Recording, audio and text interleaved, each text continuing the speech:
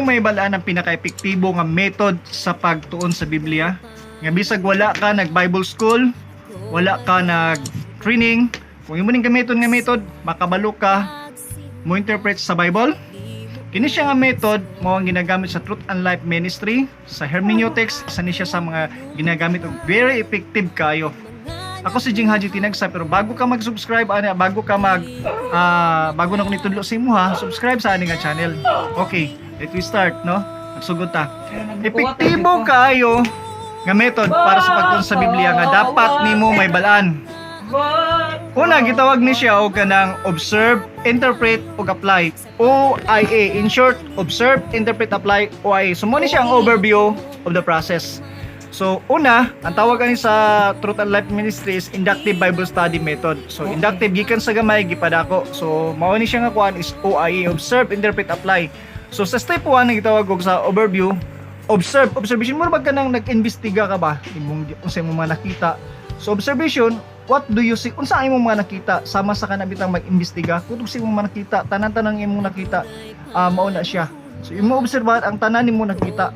So, sa Bible, the same lang yapon, tanan mo nakita, imuhang obserbahan.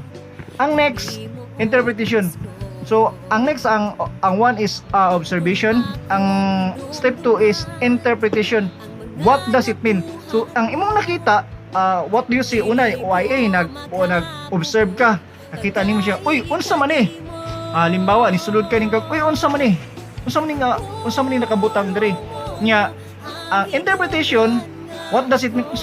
Para sa kahigamit ani niya. Unsa kay but pasabot ani? So, ang interpretation, what does it mean? Unsa ang but pasabot ani? So, the same lang yapon na sa Bible.